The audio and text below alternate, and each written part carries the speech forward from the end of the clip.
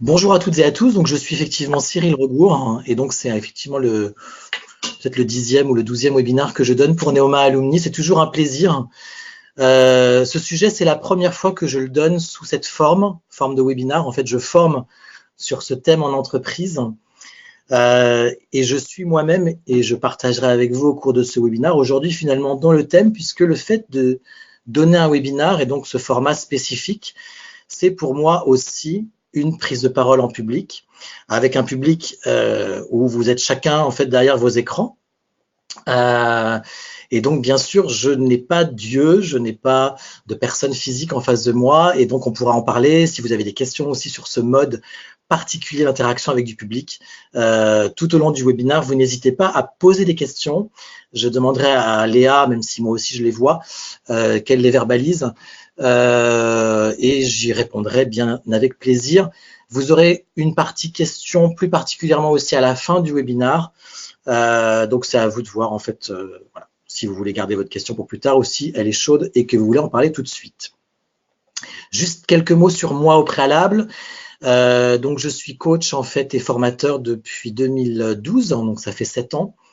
Mon sujet principal est la carrière, et d'ailleurs vous allez voir que dans ce sujet de parler de soi, je viendrai aussi d'ailleurs faire un zoom sur le pitch carrière à un moment donné, parce que peut-être que certains d'entre vous avaient des questions là-dessus, et donc c'est aussi le moment, même si un atelier est un format idéal, où vous pouvez aussi pratiquer le pitch, je reviendrai aussi un petit peu sur le contenu, et donc n'hésitez pas là-dessus si vous avez des questions. Et je fais aussi donc bien sûr des sujets de management, voilà, et j'interviens sous différents formats de conférences, d'ateliers et aussi de formations en présentiel, et aussi bien sûr des formats qui mélangent le digital et le présentiel, comme il y en a de plus en plus. Alors, avant de rentrer dans le vif du sujet, de vous parler donc de ce voyage qu'on va faire ensemble, au cœur donc de la prise de parole en public, j'aime toujours moi questionner mon auditoire au préalable, et cela pour deux raisons. Déjà, savoir qui est en face de moi, premier objectif. Deuxième objectif, connaître vos attentes particulières, et ce faisant, peut-être aller dans mon contenu, qui est déjà prévu, être plus insistant, donner plus de détails sur certains aspects, parce que vous aurez exprimé au démarrage une attente, une question, et je sais qu'il y a cette attente, et donc je vais particulièrement y répondre dans ce webinaire. Du coup, j'ai préparé deux questions pour vous aider peut-être à vous positionner, à voir là où il y a des difficultés. Donc, n'hésitez pas à répondre bien sûr à chacune de ces questions dans le chat, et pourquoi pas à donner des compléments au-delà de la lettre, à chaque fois A, B ou C, de nous dire qu'est-ce qui vous taraude, quelle est votre difficulté particulière, quelle est peut-être aussi votre aisance particulière, quels sont vos outils pour bien faire.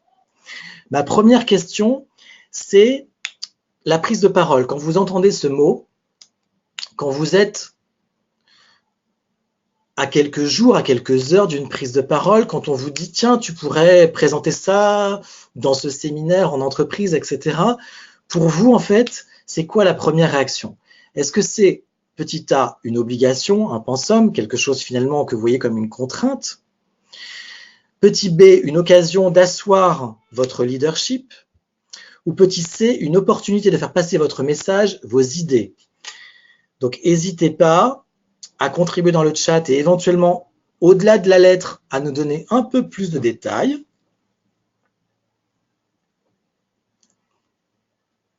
Alors, pour info, on a 7 réponses C qui arrivent.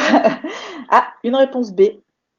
Mais majoritairement, c'est du C là qui arrive. Super, donc il n'y a aucun problème de confiance en soi, aucun qui souffre de glossophobie, je vais revenir sur ce terme, pardon. Ah, je vois qu'il y a des choses plus contrastées, Léa, si tu veux commenter.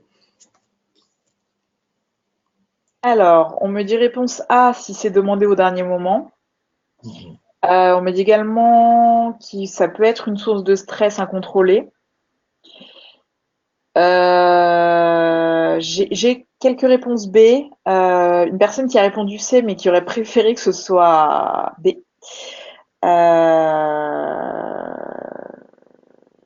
Voilà, j'ai J'ai des mélanges de A et de C en fait. Super, très bien. Alors justement, la question du timing, la préparation, c'est ma deuxième et dernière question pour que vous vous positionniez. Du coup, j'y arrive. Avant une prise de parole, comment vous vous y prenez finalement? Donc réponse A, je prépare 10 minutes sur un coin de table, plutôt quelque chose de rapide, d'improvisé. Petit B, je procède avec méthode. Ou petit C, je passe 3 jours à tourner autour du sujet.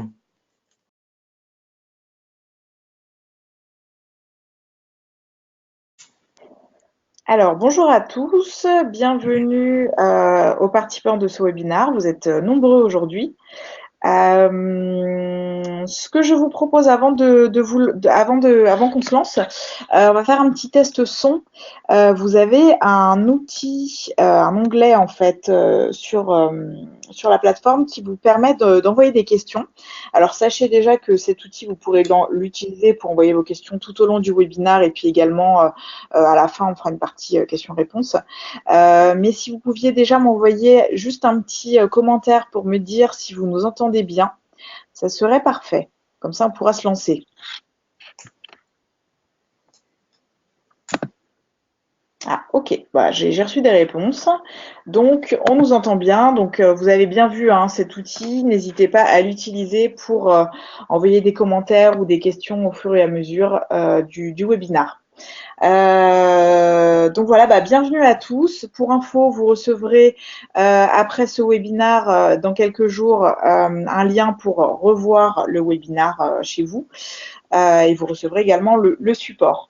Voilà, moi je remercie Cyril Regour qui intervient chez nous de façon régulière, voilà, qui va intervenir sur ce webinaire sur le thème Parler de soi avec impact. Voilà, je vais le laisser se présenter, puis lancer le webinaire. Et encore une fois, n'hésitez pas à envoyer vos questions dès qu'elles viennent. Et on y répondra. Bonjour à toutes et à tous. Donc, je suis effectivement Cyril Regour. Et donc, c'est effectivement peut-être le 10e ou le 12e webinaire que je donne pour Neoma Alumni. C'est toujours un plaisir. Ce sujet, c'est la première fois que je le donne sous cette forme de webinaire. En fait, je forme sur ce thème en entreprise. Et je suis moi-même, et je partagerai avec vous au cours de ce webinaire, aujourd'hui finalement dans le thème, puisque le fait de donner un webinaire, et donc ce format spécifique, c'est pour moi aussi une prise de parole en public, avec un public où vous êtes chacun en fait derrière vos écrans. Et donc, bien sûr, je n'ai pas Dieu, je n'ai pas de personne physique en face de moi, et donc on pourra en parler si vous avez des questions aussi sur ce mode particulier d'interaction avec du public. Tout au long du webinaire, vous n'hésitez pas à poser des questions. Je demanderai à Léa, même si moi aussi je les vois, qu'elle les verbalise, et j'y répondrai bien avec plaisir. Vous aurez une partie questions plus particulièrement aussi à la fin du webinaire. Donc c'est à vous de voir en fait, voilà, si vous voulez garder votre question pour plus tard ou si elle est chaude et que vous voulez en parler tout de suite. Juste quelques mots sur moi au préalable. Donc je suis coach en fait et formateur depuis 2012, donc ça fait 7 ans. Mon sujet principal est la carrière, et d'ailleurs vous allez voir que dans ce sujet de parler de soi, je viendrai aussi d'ailleurs faire un zoom sur le pitch carrière à un moment donné, parce que peut-être que certains d'entre vous avaient des questions là-dessus, et donc c'est aussi le moment, même si un atelier est un format idéal, où vous pouvez aussi pratiquer le pitch, je reviendrai aussi un petit peu sur le contenu, et donc n'hésitez pas là-dessus si vous avez des questions. Et je fais aussi donc bien sûr des sujets de management, voilà, et j'interviens sous différents formats de conférences, d'ateliers et aussi de formations en présentiel, et aussi bien sûr des formats qui mélangent le digital et le présentiel, comme il y en a de plus en plus. Alors, avant de rentrer dans le vif du sujet, de vous parler donc de ce voyage qu'on va faire ensemble, au cœur donc de la prise de parole en public, j'aime toujours moi questionner mon auditoire au préalable, et cela pour 2 raisons. Déjà, savoir qui est en face de moi, premier objectif. Deuxième objectif, connaître vos attentes particulières, et ce faisant, peut-être aller dans mon contenu, qui est déjà prévu, être plus insistant, donner plus de détails sur certains aspects, parce que vous aurez exprimé au démarrage une attente, une question, et je sais qu'il y a cette attente, et donc je vais particulièrement y répondre dans ce webinaire.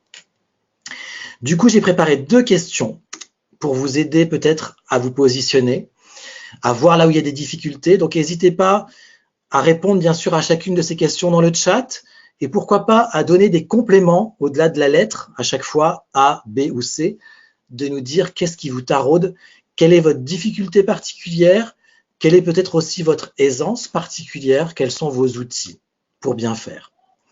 Ma première question, c'est la prise de parole. Quand vous entendez ce mot, quand vous êtes à quelques jours, à quelques heures d'une prise de parole, quand on vous dit « tiens, tu pourrais présenter ça dans ce séminaire en entreprise, etc. » Pour vous, en fait, c'est quoi la première réaction? Est-ce que c'est, petit a, une obligation, un pensum, quelque chose finalement que vous voyez comme une contrainte? Petit b, une occasion d'asseoir votre leadership? Ou petit c, une opportunité de faire passer votre message, vos idées? Donc, n'hésitez pas à contribuer dans le chat et éventuellement, au-delà de la lettre, à nous donner un peu plus de détails. Alors, pour info, on a 7 réponses C qui arrivent. Ah, une réponse B. Mais majoritairement, c'est du C là qui arrive. Super, donc il n'y a aucun problème de confiance en soi, aucun qui souffre de glossophobie. Je vais revenir sur ce terme. Ah, je vois qu'il y a des choses plus contrastées. Léa, si tu veux commenter. Alors, on me dit réponse A si c'est demandé au dernier moment. On me dit également que ça peut être une source de stress incontrôlé. J'ai quelques réponses B. Une personne qui a répondu C, mais qui aurait préféré que ce soit B.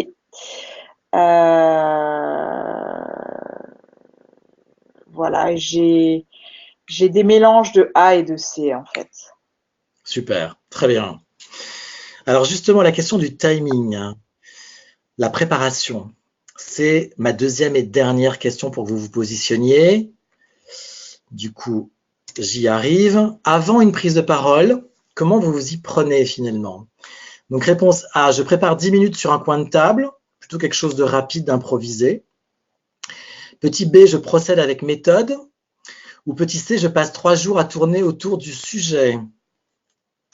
Alors, j'ai du A et du B. J'ai un C de la part d'une personne qui déteste l'improvisation. Le B, c'est plutôt pour les présentations formelles, on va dire.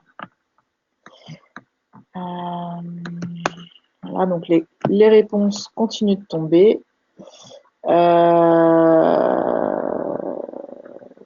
Bon, on a un petit peu de tout, là, c'est un peu plus varié. Okay. Très bien. Ça marche. Du coup, je ne l'ai pas mis, mais si vous avez, imaginons qu'on est à 13h45, 14h quand on va finir, vous seriez déçu si je n'ai pas répondu à quelle question? Vous êtes super déçu s'il y a une question où vous voulez absolument avoir une réponse là et vous seriez déçu si je n'y ai pas répondu. Quelle est cette question? Comme ça me permet moi de bien savoir les zones d'attente. Je rajoute cette question du coup. Alors, en réponse, on a la technique de gestion du stress. Comment faire asseoir son leadership? Comment parler de soi avec impact dans un événement de networking? Après, j'ai une question sur passer un message, mais dans toutes les circonstances. Comment s'adapter à l'auditoire? Comment mesurer l'impact? Le charisme se travaille-t-il, pardon? Comment choisir les mots? Comment être impactant mais sans paraître prétentieux? Voilà, on a pas mal de pas mal de questions qui arrivent. Super. Alors, dans tout ce que j'entends là, j'ai prévu à peu près de répondre à tout. juste quelque chose qui me touche et auquel j'ai pas forcément prévu de répondre et je vais y répondre tout de suite. L'arrogance, la prétention par rapport au reste. Il y a en coaching ce qu'on appelle être à parité avec quelqu'un, c'est-à-dire, je suis germanophone aussi, en allemand on dit à même hauteur Dieu, auf Augenhöhe en fait. Et j'aime bien cette expression allemande, être à même hauteur Dieu, être à parité. Et donc, être en posture, quelqu'un marque posture basse en fait, je vois effectivement, c'est avoir quelques petites phrases, alors, on viendra aussi au ton plus tard, mais ça je l'aborderai, savoir aussi parfois quelques expressions. Enfin, peut-être que je me trompe, mais il me semble que voilà, c'est aussi dans le choix du vocabulaire que la posture basse. Je vois que quelqu'un vient de enfin c'est ce que je vois, posture basse, c'est effectivement ça, c'est être parfois en posture basse ou au moins être à parité, mais ne pas être dans cette question effectivement d'arrogance. Et j'aborderai la question du charisme tout à l'heure. Comment faire preuve de charisme, c'est quelque chose qui s'apprend, c'est quelque chose qui se travaille. Moi, je coach des gens au-delà du texte, mais toujours avec du texte pour que justement ils puissent s'exprimer avec charisme. Et on en parlera tout à l'heure parce que effectivement, dans les différentes dimensions du charisme, parfois il y en a qui sont trop importantes ou d'autres qui sont pas assez importantes. Et comment finalement arriver à doser des énergies en fait. Le charisme, c'est une somme d'énergie, mais on y viendra en détail tout à l'heure. Parfait. Je vois tenue corporelle aussi qui est questionnée là. D'autres choses qui sont arrivées depuis?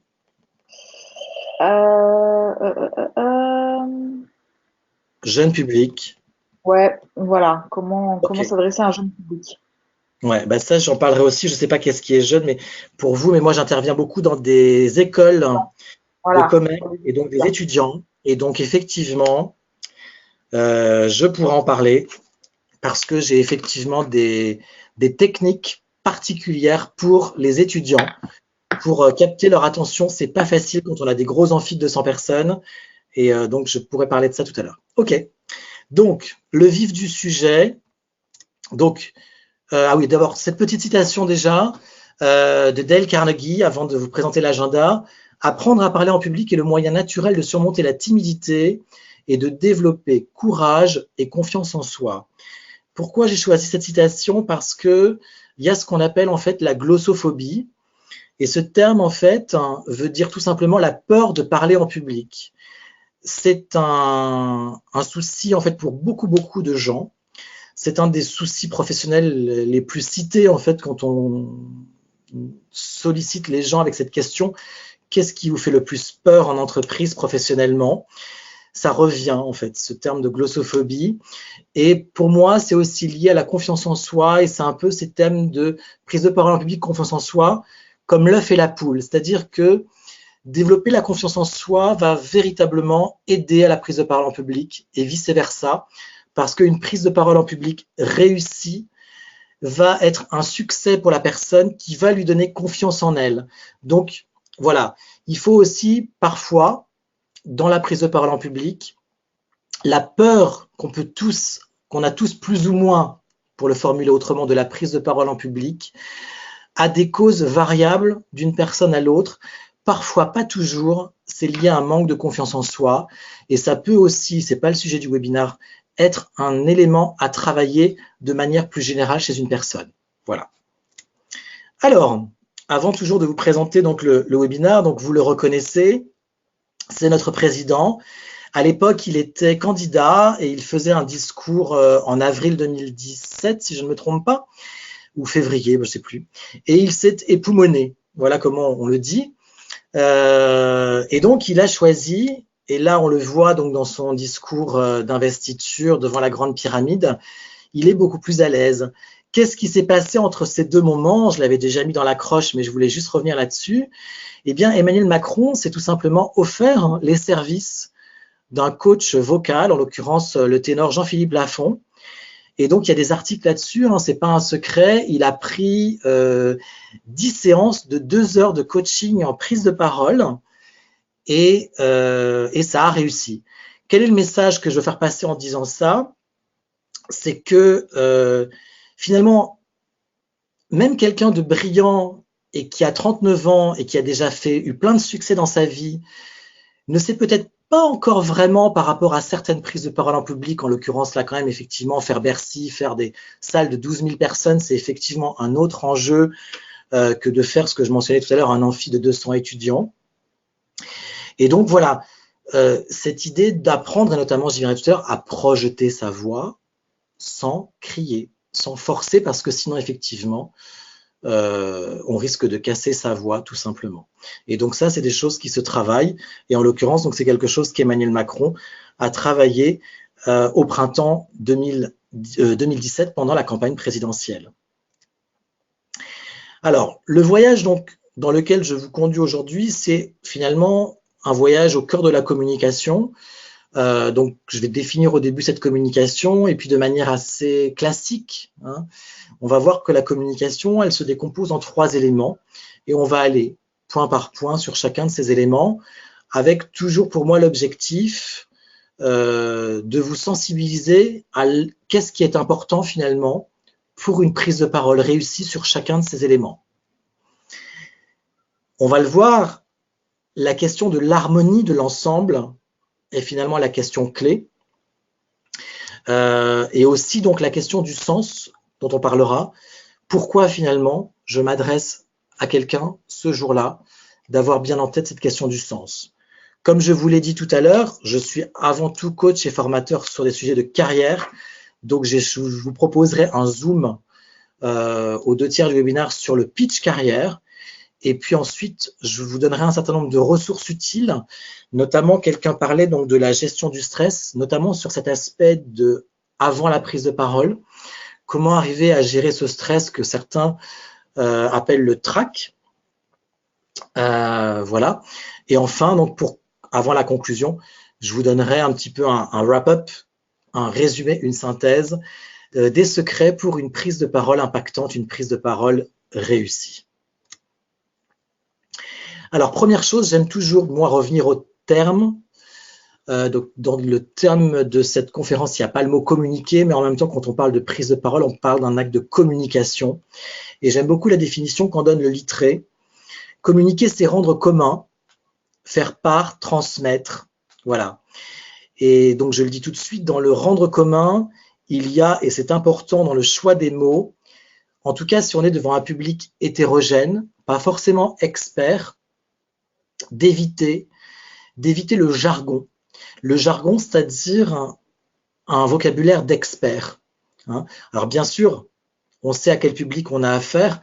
Si je suis moi face à des banquiers, moi-même j'ai un passé de banque d'investissement, je vais pouvoir utiliser des anglicismes, certaines expressions typiques à la banque d'investissement, où finalement, même dans un contexte francophone, on utilise un certain nombre de mots anglais. Si ce n'est pas le cas et que mon public est hétérogène, cross-sectoriel, je vais éviter finalement d'utiliser des mots du jargon financier, autant que faire se peut. En tant que coach aussi, quand j'utilise effectivement, moi je le sais parfois, des termes de coaching, soit c'est peut-être utiliser des synonymes dont l'acception est finalement plus simple, pour que tout le monde les comprenne, ou en tout cas de donner moi ce que j'appelle un sous-titre, c'est-à-dire que, ben voilà, je vous parle de l'ikigai, par exemple, c'est une conférence que j'anime, pas pour Neoma Luni, mais que j'anime aussi un des thèmes sur lesquels j'interviens. Et ben l'ikigai, je vais expliquer ce que c'est parce que je sais que c'est encore un thème très abstrait pour beaucoup de gens, et en plus c'est un thème étranger, un terme japonais, et donc il faut nécessairement un sous-titre pour qu'il soit compréhensible par un public diversifié. Donc voilà, rendre commun, j'aime bien cette définition, faire part, transmettre, voilà ce qu'est la communication, notamment une définition. Alors, il y a quelque chose que tous les formateurs en communication et que vous avez déjà dû entendre, 93% de notre communication serait non verbale. Je dis serait parce qu'en fait, cette étude du docteur Merabian, qui a eu lieu dans les années 60, elle est sur le détail des chiffres très, très controversés. Hein. Mais moi, je dis peu importe. On voit les poids quand même, et peu importe que ce soit peut-être un petit peu plus pour les mots que 7%. C'est intéressant, cette étude, parce qu'elle montre comment, finalement, la communication se décompose en 3 sous-parties. Tout d'abord, les mots. Quels mots je vais choisir? Donc, j'ai déjà abordé avec la définition du rendre commun, communiquer c'est rendre commun, le fait que selon l'auditoire, il faut éviter le jargon ou alors utiliser le jargon, à voir. Deuxième élément dans la communication d'importance, c'est la voix. Et on va revenir aussi donc tout à l'heure sur cet élément-là, comment travailler la voix. Finalement, c'est l'élément certainement sur lequel Emmanuel Macron a dû le plus travailler. Comment finalement, et on le verra, comment projeter ma voix sans crier, sans forcer, de manière à être capable, pendant 2 heures, dans une énorme salle de 12 000 personnes, d'avoir encore de la voix au bout d'1h50, tout simplement. Dernier élément qui est mentionné ici, selon Mehrabian, l'élément le plus important de la communication, le non-verbal, la posture, la gestuelle, voilà, c'est aussi très très important. Si les chiffres, les proportions 7, 38 et 55 sont relativement controversés par les experts aujourd'hui, il y a un élément de l'étude d'Albert Mehrabian qui n'est pas controversé, qui est le fait que peu importe les proportions entre ces 3 éléments, il y a ces 3 éléments dans la communication, et que ce qui est super important, c'est ce qu'on appelle la congruence. Voilà un jargon.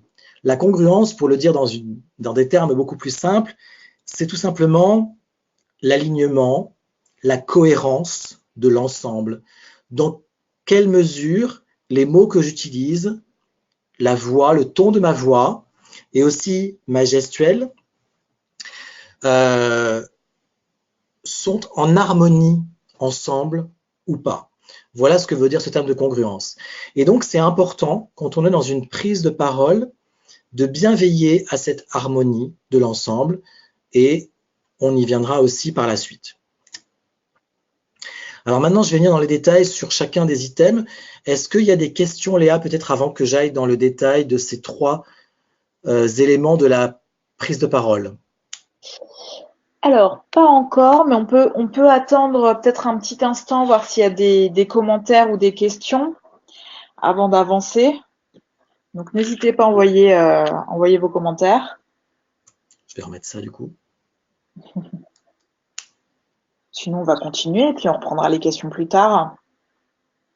Oui, allez. Allez-y, on n'a rien reçu. Je les prends dans l'ordre, donc tout simplement d'abord les mots. Les mots, Albert Mehrabian dit 7%. Et en même temps, il est clair pour tous que sans les mots, le 100% n'existe pas. Rares sont les communications qui se font sans mots. Hein. Et donc, c'est un premier aspect qui est quand même d'importance. Sur les mots, le deuxième aspect qui est important dans une prise de parole, après je suis dans des généralités, il peut y avoir des exceptions, c'est cette fameuse règle de 3 qui est petit 1, j'annonce de quoi je vais parler, petit 2, je développe, et on voit bien le losange, et petit 3, je synthétise, et je passe à mon point 2, et je fais la même chose, mon losange, et je passe à mon point 3. Donc voilà. En tout cas, sur les pans d'une communication, il est d'usage d'utiliser cette règle de 3, qu'on appelle aussi la règle du losange, et de régulièrement, donc j'ai fini un point, je fais une synthèse, et je passe au point suivant. Ok ? Troisième élément que j'ai marqué ici sur les mots, l'utilisation de la métaphore, l'utilisation de l'image, elle est très très puissante. Je me souviendrai toujours, moi, du discours qui m'a le plus marqué dans ma vie professionnelle à ce jour. C'est le discours du responsable de la banque de financement et d'investissement de la Société Générale où j'ai travaillé pendant 4 ans entre 2008 et 2012. On est au mois de janvier, on était dans un grand amphi sous l'Arche de la Défense et Michel Pertier, ancien responsable de Paribas, récemment arrivé à la Société Générale comme responsable de la banque de financement et d'investissement, avait une présentation sur les objectifs annuels, donc ça devait être en 2009, je pense, ou en 2009 à mon avis, parce qu'il n'a pas fait long feu finalement dans cette société. Et il y avait des voiliers sur sa première slide, il y avait des images de mer et de bateaux partout, et il utilisait cette analogie, et la Société Générale était comme un bateau sur une mer, et bien sûr agitée, on est en 2009, après la crise des subprimes en 2008, après l'affaire Kerviel, la crise des subprimes en 2007-2008, l'affaire Kerviel début 2008. Et donc, bien sûr, un bateau abîmé, et Michel Pertier a usé, et j'ai envie de dire même abusé, mais c'était super en fait de cette métaphore, et moi, ça m'a énormément parlé. Sachez que dans la communication, c'est important de mettre dans toute communication à la fois des mots et des images, et vous voyez que moi, dans la communication que je fais avec vous aujourd'hui, je respecte cette règle complètement de cet équilibre entre les mots et les images. Pourquoi ? Parce que, en fait, certaines personnes vont être beaucoup plus sensibles à l'un ou à l'autre, et aussi que cette alliance des deux va aider à la mémorisation. Donc voilà. L'alliance des mots et des images, ça parle aussi finalement à nos deux cerveaux, pour le remettre dans des aspects de neurosciences.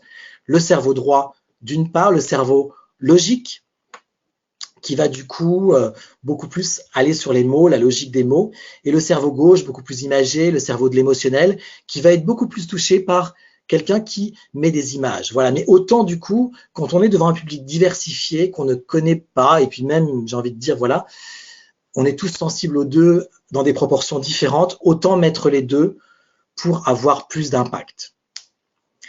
Dernier élément sur les mots, les histoires. Il y a un mot anglais aujourd'hui qu'on utilise beaucoup en français qui est très très à la mode, le mot de storytelling. C'est tout simplement, je vais vous raconter une histoire. Les contes soufis, en tout cas, peut-être certains d'entre vous en ont entendu parler, deviennent à la mode aussi dans certaines présentations. On raconte un conte à un moment donné, un poème, voilà. C'est peut-être des choses un petit peu décalées, mais pourquoi pas. Et je prends pour exemple deux choses, et je vous conseille d'aller les regarder. Le discours de Steve Jobs au diplômé de Stanford en 2005 est un des exemples de prise de parole en public impactante où il y a du storytelling, puisque Steve Jobs nous parle de moments forts de sa vie. Aussi, et je l'ai mis dans les ressources, dans la slide ressources à la fin, donc vous l'aurez, puisque vous aurez le support que Léa vous enverra dans les jours qui viennent. Le discours plus proche de nous, et aussi dans un contexte français, le discours en 2016 d'Emmanuel Faber, président de Danone, aux diplômés d'HEC. Là aussi, Emmanuel Faber, et j'ai revu ce discours il y a quelques jours, parle dans les 3 premières minutes de son frère, et j'en dis pas plus pour pas déflorer le plaisir et l'émotion de ceux qui vont regarder cette vidéo, mais du coup, forcément, ça crée une énorme émotion dans l'assistance, en fait. Voilà. Autre élément aussi là qui me vient en mémoire, un étudiant que je coach il y a 3 ou 4 ans, un étudiant allemand, et qui m'interroge sur son pitch et qui me dit, voilà, moi mon pitch, j'ai besoin de savoir si c'est OK ou pas. Et son pitch commence comme ça. Son pitch commence par, j'ai perdu mon père à 6 ans et pour moi le pire m'est déjà arrivé et je n'ai plus peur de rien. Je suis quelqu'un de courageux qui surmonte les difficultés et c'est ça que j'amène. Voilà. Et je lui ai dit, oui, c'est OK parce que il n'y a pas trop de pathos, c'était bien dosé et en même temps, inévitablement, quand cet étudiant m'a dit ça, des frissons m'ont parcouru le dos et il y a un côté émotionnel qui est là. Voilà. Moi, je lui ai dit, OK, parce qu'il n'en faisait pas trop, que c'était sobre, direct et qu'il passait tout de suite après à autre chose dans son pitch, mais que le message, il est là. Qui je suis? Ben oui, comme Emmanuel Faber, il a eu un choc énorme dans sa vie et ça a façonné finalement son caractère, qui il est aujourd'hui, et c'est ce qui l'amène dans la vie personnelle, mais c'est aussi ce qui l'amène dans la vie professionnelle. Voilà. J'y reviendrai tout à l'heure dans le pitch. Donc voilà sur la partie des mots. Je ne sais pas s'il y a des questions suite à ce que j'ai dit sur les mots. Alors, je regarde. Toujours pas. En tout cas, n'hésitez pas. Hein. Alors, dernier élément sur les mots pour revenir dans la métaphore. La métaphore aussi, ça peut être d'utiliser un vocabulaire d'un secteur. Je prends un exemple.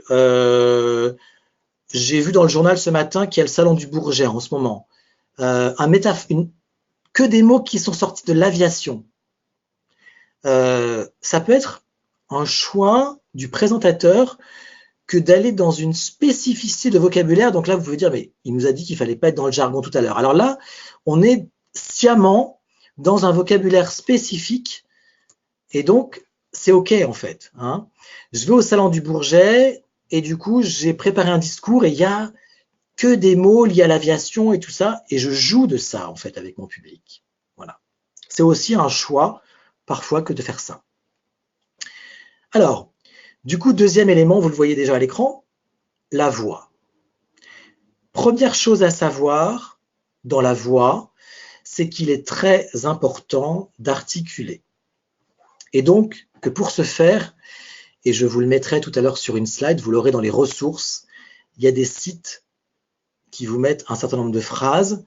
J'ai choisi d'en illustrer 3 sur cette slide, qui, si vous les répétez 5 fois, 10 fois régulièrement, hein, parce qu'il y a une régularité, on travaille la voix comme on fait ses gammes avec un instrument de musique.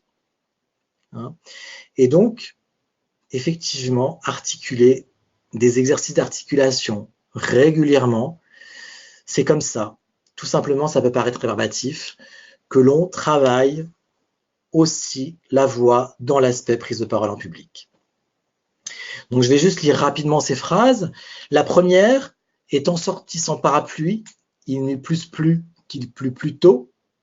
La deuxième, je veux et exige d'exquises excuses. Et la troisième, la jolie rose jaune de Josette, jaunie dans le jardin. Donc voilà, tout ça, c'est ce qu'on appelle finalement des allitérations. Allitération voulant dire répétition de consonnes. Le plus connu, je pense, en France, c'est les chaussettes de l'archiduchesse, bien sûr. Et c'est par des exercices d'articulation qui utilisent et abusent des allitérations, donc des répétitions de consonnes, que l'on travaille justement la diction, l'articulation, que l'on travaille la voix. Donc voilà le premier élément. Le deuxième élément, dont j'ai déjà parlé tout à l'heure, c'est de projeter la voix. J'ai peut-être un micro où je n'en ai pas, je suis peut-être dans un grand amphi ou juste dans une petite salle de 20 mètres carrés. De toute façon, il va falloir que je pense à projeter ma voix. Comment ça se fait? Ça se fait par une préparation mentale qui est assez simple, et il y a différentes astuces, je vais vous en donner 2. Ça peut être, imaginer que quelqu'un qui est à 5 mètres de la personne la plus éloignée, derrière cette personne, doivent aussi m'entendre. J'imagine, donc voilà. Si je suis dans un entretien d'embauche, tout simplement, quelqu'un qui est à 2 mètres de mon recruteur doit m'entendre, ça me suffit aussi à projeter ma voix. Si j'ai un grand amphi, même chose, je vais imaginer quelqu'un qui est derrière la personne qui est au dernier rang, à 2 ou 5 mètres derrière cette personne. Je viens déjà d'ailleurs sur la posture, je vais aussi avoir le regard qui porte au-delà de la dernière personne dans l'amphi, si je suis dans cette configuration-là.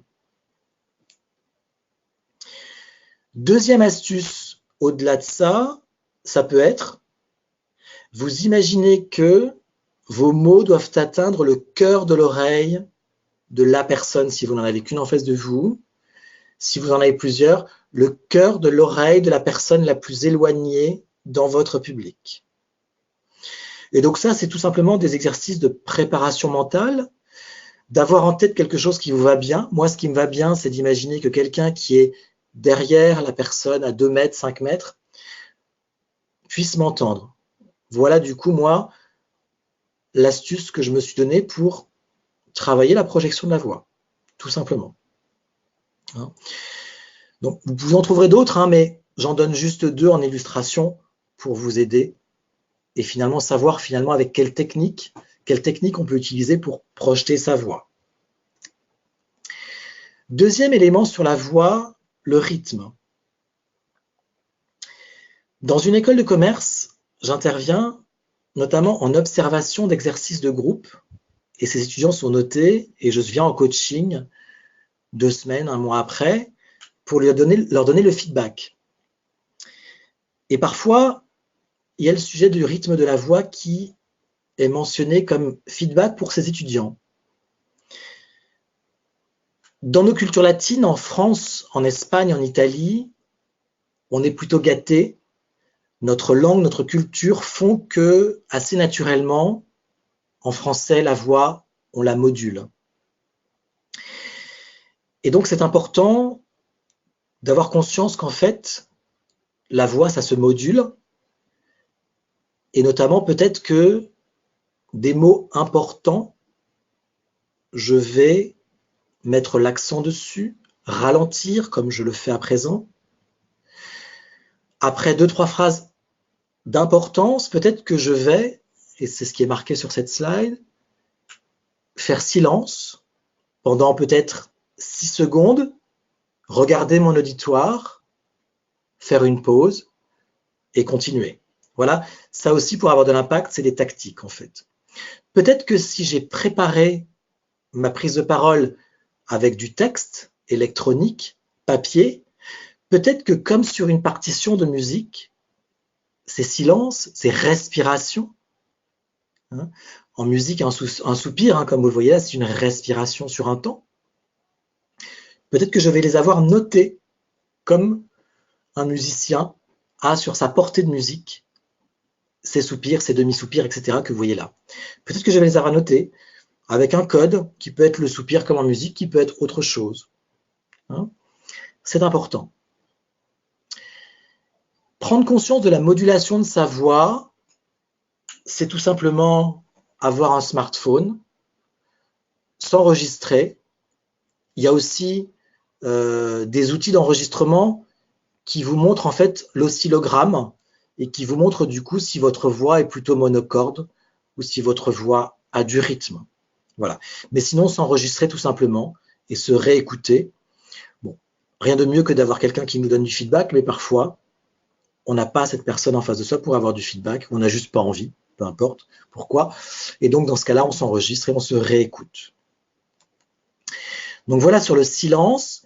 Aussi, le titre de ce webinaire, c'est pour avoir une prise de parole impactante. Je l'ai déjà évoqué, mais je reviens là-dessus avec insistance et volontairement. Pour avoir de l'impact, c'est aussi faire silence. Et une des techniques finalement pour gérer ce silence, c'est tout simplement la respiration abdominale, d'inspirer en conscience sur 3 à 4 temps, avec les abdominaux et le ventre en l'occurrence, hein, donc tout simplement de gonfler le ventre. L'expiration se fait toute seule, le ventre, bien sûr, revient à sa position d'origine. Donc voilà, c'est cette respiration qu'on appelle la respiration abdominale ou la respiration ventrale qui permet aussi en conscience de bien gérer les silences tout en regardant son auditoire. Et c'est un des éléments aussi, j'y viendrai tout à l'heure, du charisme en fait. Hein. Les personnes charismatiques, les personnes dans les prises de parole en public, vous le verrez si vous regardez donc la vidéo d'Emmanuel Faber, notamment dont je mets le lien plus tard, vous verrez les silences qu'Emmanuel Faber fait sciemment après, on va dire, certains paragraphes de son intervention. Et c'est une technique impactante de prise de parole en public. Voilà. Toujours sur la voix, donc moduler, ça j'en ai déjà parlé. Le deuxième élément et l'élément nouveau de cette slide, c'est l'aspect charismatique de la voix. Donc, l'aspect charismatique de la voix, en fait, j'ai été formé à ça. Le mot charisme, déjà, vient du grec charisma, qui veut dire la grâce, en fait. Contrairement à ce que beaucoup de gens pensent, c'est pas quelque chose qu'on aurait une fois pour toutes, et que certains auraient et que d'autres n'auraient pas, et que certains auraient et ce serait une chance, et d'autres n'auraient pas et ce serait dommage, et ils ne pourraient pas le développer. Le charisme, en fait, moi j'ai été formé à accompagner les gens pour avoir du charisme, c'est quelque chose qui s'apprend.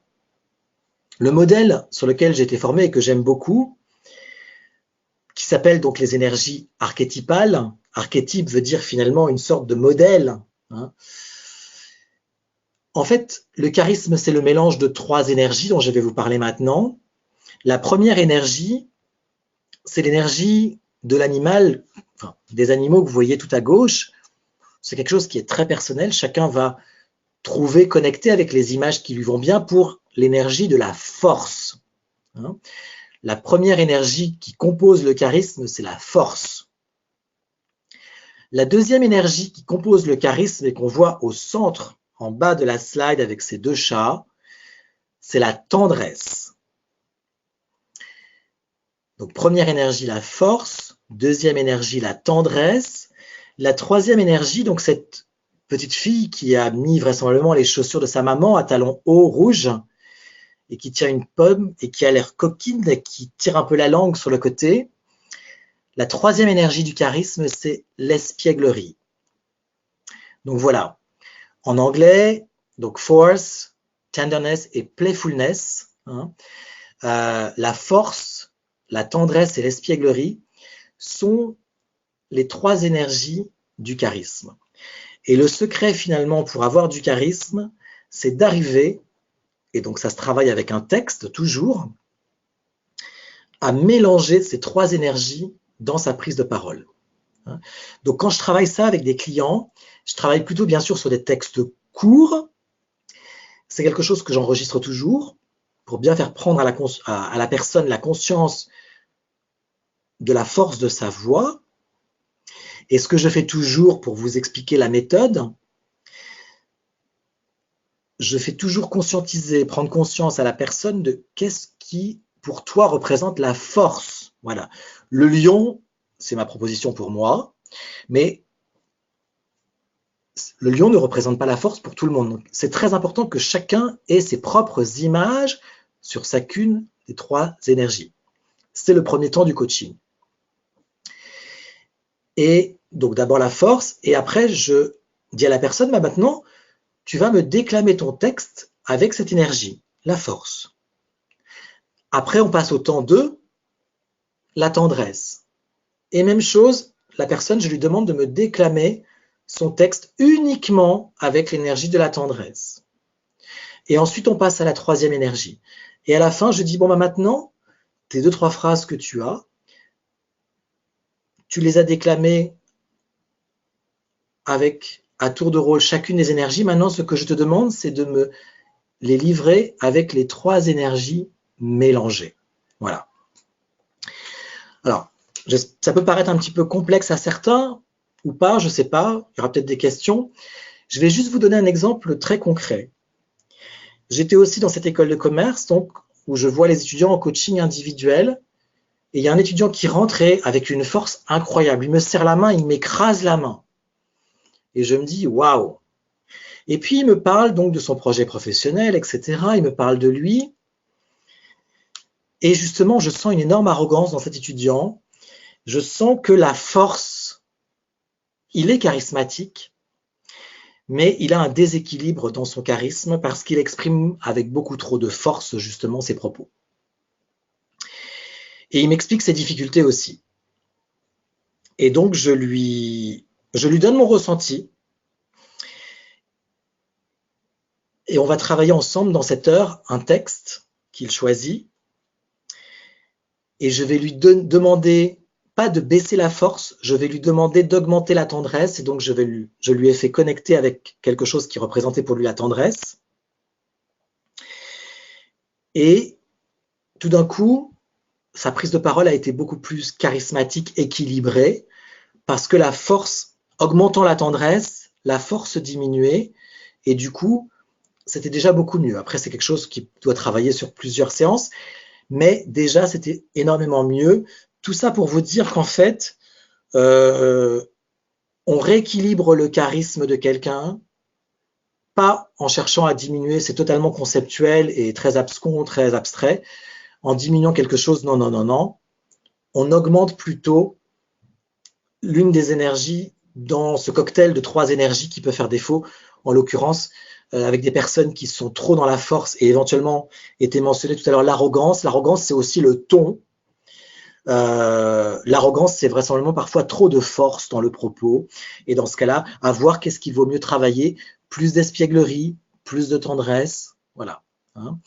Aussi dans le coaching que je peux faire de cadres dirigeants, notamment masculins, c'est leur dire d'oser beaucoup plus la vulnérabilité et donc dans le texte de partager éventuellement leurs émotions, de partager par du storytelling leur vie, comme le fait Emmanuel Faber dans la vidéo, aussi dans le ton, d'aller beaucoup plus dans des tons de douceur parfois. Il y a des dirigeants qui sont énormément charismatiques, parfois trop charismatiques. Hein.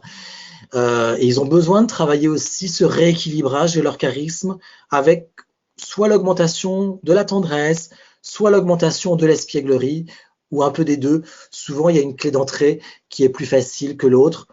Voilà. Hein. Donc voilà pour moduler sa voix avec charisme. Est-ce qu'il y a des questions avant que je passe au troisième élément de la communication?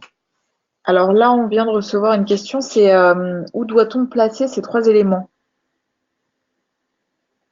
Alors en fait, je ne sais pas si je comprends bien la question, en tout cas je vais y apporter une réponse. Ça se travaille avec un texte court de 2 ou 3 phrases, au démarrage en tout cas. Et donc, il faut les placer sur la voix. Hein, donc c'est 3 énergies que l'on va placer sur sa voix et on va s'enregistrer et on va se réécouter pour voir si on est OK, si on ressent la force d'abord dans le texte qui a été dit une première fois avec l'énergie de la force, si on ressent ensuite de la tendresse avec la deuxième version sur l'énergie de la tendresse, et après si on ressent bien ce côté jeu, espiègle, avec la troisième énergie. Donc voilà tout simplement, enfin la technique pour préparer, voilà. Alors, on a d'autres questions. Donc, elle a une personne qui est très étonnée qu'on parle de tendresse et qui a du mal à se projeter face à un comité de direction qui n'attend que de la force de conviction, notamment. Alors tout ça est contextuel, encore une fois. Hein. Je parle de rééquilibrage d'une personne qui est trop dans la force.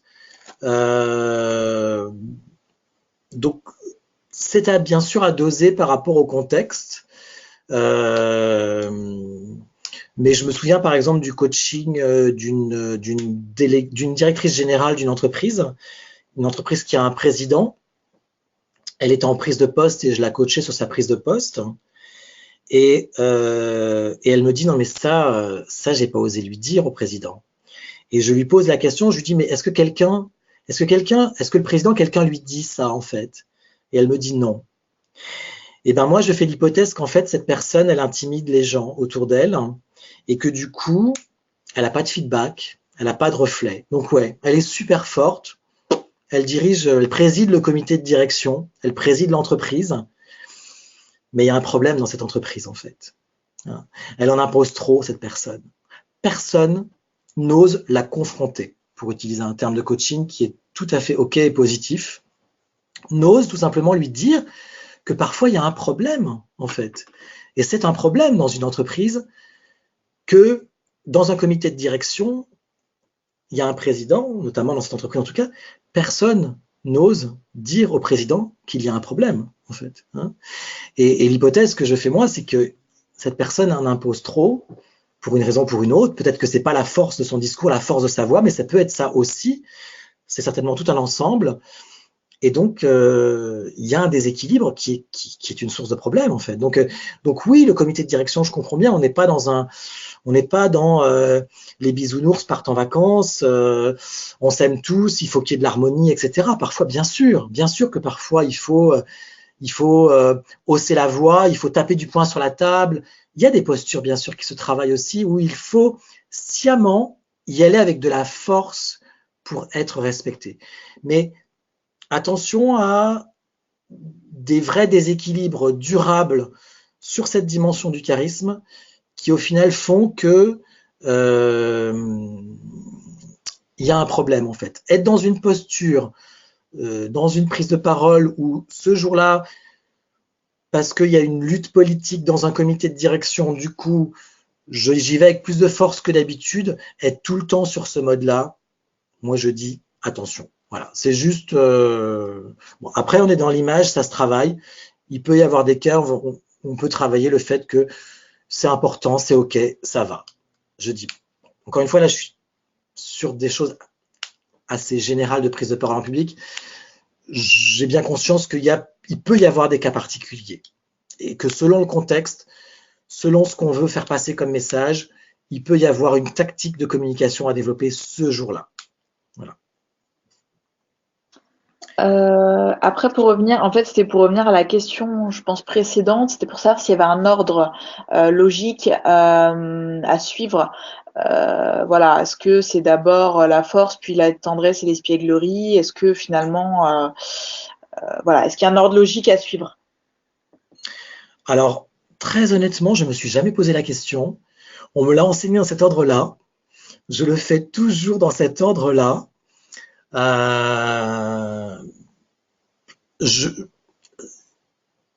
Au-delà du côté discipliné que je peux avoir souvent, mais pas toujours, j'ai fait l'hypothèse que si ça m'a été présenté dans cet ordre-là, c'est que ça avait de l'importance. J'ai pas vérifié et dans les écrits que j'ai lus, qui sont rares d'ailleurs sur ce sujet, c'est mentionné dans cet ordre-là, mais sans qu'il soit précisé si c'est important. Je fais l'hypothèse que c'est important. Voilà, c'est mon hypothèse à moi. Est-ce que les trois éléments, c'est un tiers, un tiers, un tiers? Alors, l'équilibre, c'est effectivement un tiers, un tiers, un tiers. Après, encore une fois, je reviens sur cet aspect contextuel et donc quelque part tactique parfois, où on peut être dans une posture politique, notamment, j'utilise ce mot à dessein, de négociation, d'influence, pour le dire positivement, où du coup, je vais être à 2 tiers de force dans cette prise de parole, un sixième du coup de tendresse et un sixième d'espièglerie. Enfin, voilà, encore une fois, mais le charisme est équilibré effectivement quand il y a un juste dosage, donc un dosage équilibré avec 3 tiers pour ces 3 énergies, oui. Très bien, moi, je pense qu'on peut avancer sur la suite. Ça marche. Alors le dernier élément, et non des moindres, hein, puisque selon Albert Mehrabian, c'est 55%, c'est la posture. La posture, donc, c'est se tenir droit déjà. Donc, alors, ça dépend bien sûr du contexte, si on est dans un entretien ou face à un jury, on peut être assis à une table, mais mettons que on est dans une présentation debout face à un auditoire, donc c'est important de se tenir droit, enfin même si on est assis d'ailleurs, c'est important de se tenir droit, tout simplement pour la question de la respiration, de bien s'ancrer dans le sol, qu'on soit assis ou debout, c'est important. Si on est debout, d'avoir les bras le long du corps, les paumes ouvertes.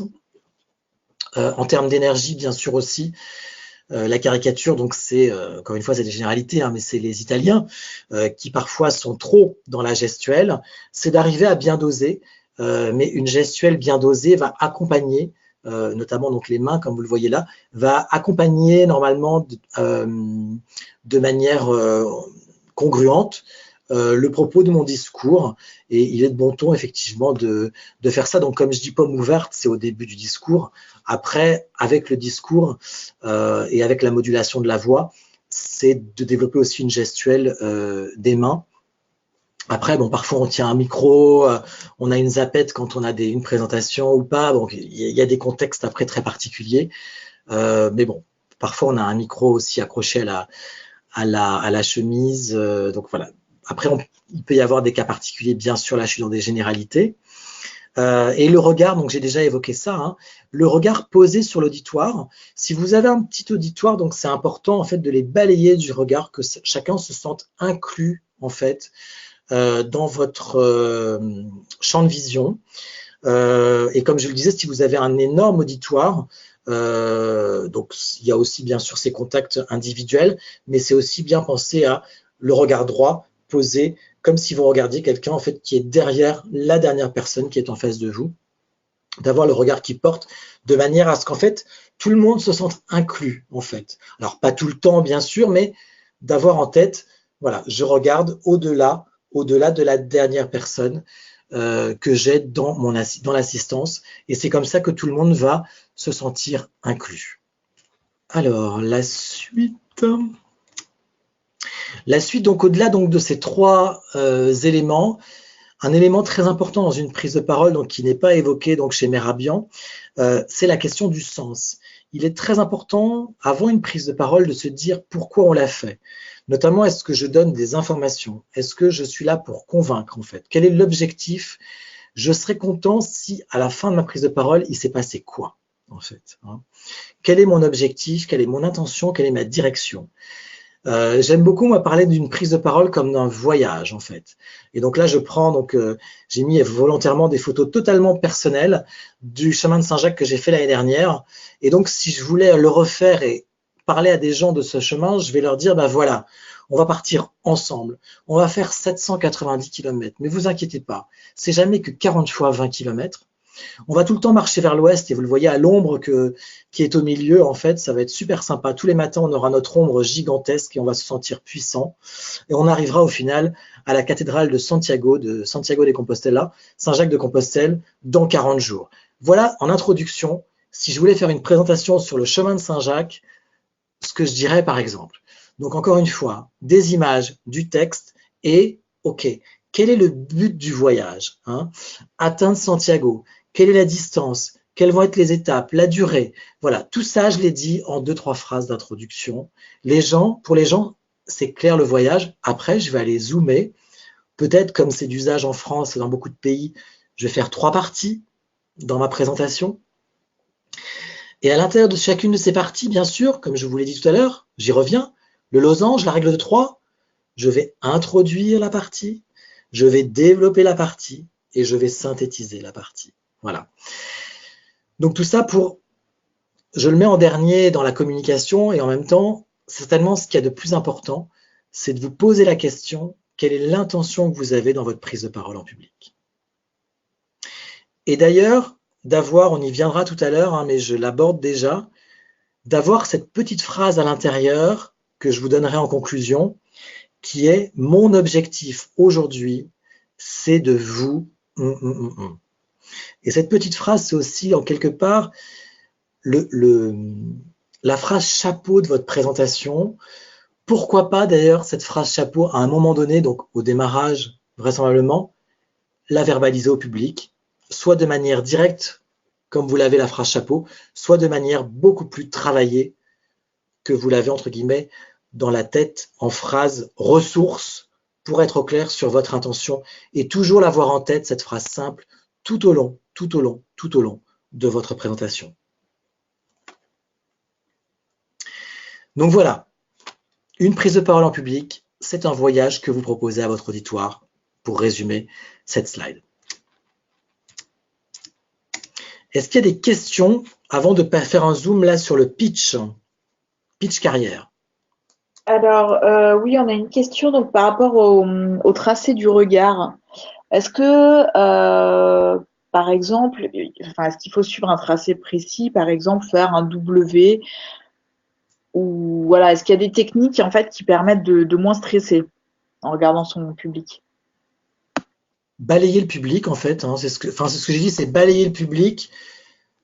Et quand on se pose, de regarder en fait au-delà de son public et de repartir en balayage du public. Après, bon, une façon d'accompagner les gens aussi, c'est, et là je fais le lien du coup avec ce que j'ai évoqué au démarrage sur la confiance en soi. Quand moi j'accompagne quelqu'un sur des prises de parole en public, je demande à la personne, rappelle-toi un moment dans ta vie où tu as fait une prise de parole en public et tu estimes que ça a bien fonctionné, que tu étais à l'aise.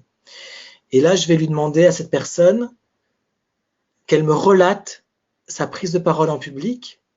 Et une fois qu'elle m'a relaté sa prise de parole en public, je vais lui dire, OK, à ton avis, c'est quoi les éléments, c'est quoi les ingrédients de ta prise de parole en public qui étaient là ce jour-là, qui ont fait que tu as été à l'aise, que tu as été bon, que ça a été un succès, que tu as eu des compliments, etc. À ton avis, c'est lié à quoi? Et cette personne, du coup, elle va connecter, elle va prendre conscience de tous ces éléments et du coup, elle va avoir ça quelque part en élément ressources en fait. Et ça, c'est aussi très important quand on travaille les deux éléments, prise de parole en public, confiance en soi. En coaching, en tout cas, c'est comme ça qu'on le fait, c'est revenir. Alors après, quelqu'un peut me dire, oui, mais s'il n'y en a jamais eu, comment on fait? Ben, bon, à voir comment on travaille différemment. Mais revenir sur un succès passé de la personne. Bon, de toute façon, en général, la confiance en soi, c'est comme ça qu'on la travaille avec des outils de programmation neurolinguistique, de PNL. C'est toujours systématiquement revenir à une expérience de succès de la personne. Et donc, sur la prise de parole en public, c'est revenir sur un succès de prise de parole en public. Voilà. Donc, j'ai un peu là fait une digression, mais ça me permet d'évoquer aussi cet aspect-là que j'ai mentionné en introduction avec la citation de Dale Carnegie. Confiance en soi, prise de parole en public. Voilà comment aussi ça peut se travailler et comment finalement l'un peut nourrir l'autre. Hein, voilà. Pas d'autres questions, alors on va avancer un petit peu. Ouais. Alors le pitch. Le pitch donc d'un consultant carrière, d'un formateur à l'autre, on n'est pas d'accord. On est d'accord sur beaucoup de choses, sur la démarche réseau, sur le CV, sur la lettre de motivation. Il y a des statistiques sur tout ça. Il y a beaucoup d'écrits. C'est à 80-90% toujours la même chose. Sur le pitch, c'est le sujet en tout cas en carrière dans les techniques de recherche d'emploi sur lequel je vois le plus de diversité, le plus de variation. Et en même temps, c'est pas grave, voilà, c'est juste pour vous dire que je vous présente quelque chose, vous verrez parfois des choses différentes, voilà, parce que les avis sont partagés. Donc moi, ce que je dis, c'est qu'un pitch, un beau pitch, doit commencer par justement le pourquoi, l'intention, la motivation première de la personne. La motivation, on dit aussi racine en anglais, on dit root cause, la motivation vraiment qui est au cœur de la personne, qui est parfois un élément personnel, et c'est aussi pour ça qu'il va avoir un impact. Hein. Je parlais de l'étudiant qui parlait du décès de son père à 4 ou 6 ans, je ne me souviens plus. Voilà, c'est un élément personnel. En même temps, on est tous finalement la personne que l'on est avec notre vie perso et notre vie pro. Et j'aime beaucoup cette phrase d'un coach qui m'a formé qui dit qu'en fait, avant de coacher des problématiques, on coach des personnes. Et en fait, les personnes, elles arrivent avec leur vie pro et leur vie perso, en fait. Et on les prend comme elles sont. Et moi, ça m'arrive souvent d'avoir une personne qui vient en coaching sur des éléments de carrière, mais un jour, dans une session, elle arrive en crash sur un autre élément qui n'est pas l'élément sur lequel elle est coachée. Il faut bien vraisemblablement traiter cet aspect-là pour pouvoir que la personne soit dans de bonnes dispositions pour travailler sur le sujet sur lequel elle vient travailler avec moi. Hein. Donc le pourquoi, en un seul mot, la cause première, la motivation première, qu'est-ce qui est au cœur de vos actions professionnelles, au cœur de vos actions perso, qui fait que vous vibrez, qui fait que voilà, vous avez du talent, que vous avez une énorme motivation à faire ce que vous faites. Il y a une raison. C'est pas facile à trouver. C'est lié aussi à la raison d'être. Pour le dire en japonais, c'est le mot que je mentionnais à l'ikigai. On est là au cœur de l'ikigai, au cœur de la raison d'être, au cœur de ce qui vous fait vous lever le matin. Et Dieu sait si effectivement c'est pas forcément facile à trouver. C'est pour ça qu'il y a des ateliers de clarification là-dessus. Voilà. Le deuxième élément dans le pitch, c'est le quoi. C'est quelle est la contribution. J'ai envie, moi, de contribuer, ou alors si vous n'êtes pas dans une démarche de recherche d'emploi, mais dans un pitch où vous vous présentez dans une entreprise, ben moi je contribue, moi je fais en sorte que les clients ils reçoivent le meilleur service. Hein, pour quelqu'un, par exemple, qui est responsable du service client ou autre chose, en relation avec la clientèle. Voilà. À quoi je contribue dans l'entreprise? Ou si je suis en recherche d'emploi, à quoi j'ai envie de contribuer dans votre entreprise? On est souvent donc sur des compétences techniques, bien sûr, et pourquoi pas si on est dans une version longue du pitch, de donner une illustration, attention, synthétique de cette compétence technique. Troisième élément du pitch, le comment. Là, on est sur la manière, sur la façon de faire, on dit aussi le talent. On va donc, pour revenir aux compétences, dans des soft skills, dans des compétences comportementales. Là aussi, si vous êtes dans une version longue, pourquoi pas en mode développé avec une illustration. Et donc, dans tout ce que vous faites, là encore au niveau perso, au niveau pro, vous avez ce petit truc, quoi. Vous avez ce talent, vous avez cette façon de faire qui fait que c'est particulièrement apprécié par les autres.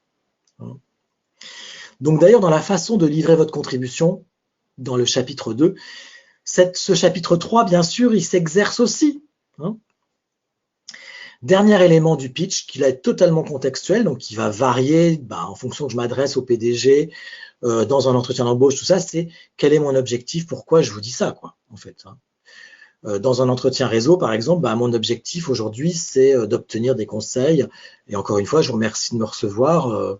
Voilà, maintenant, j'ai envie d'en savoir un petit peu plus sur vous. Donc voilà, le pitch, en gros, comment il se décompose.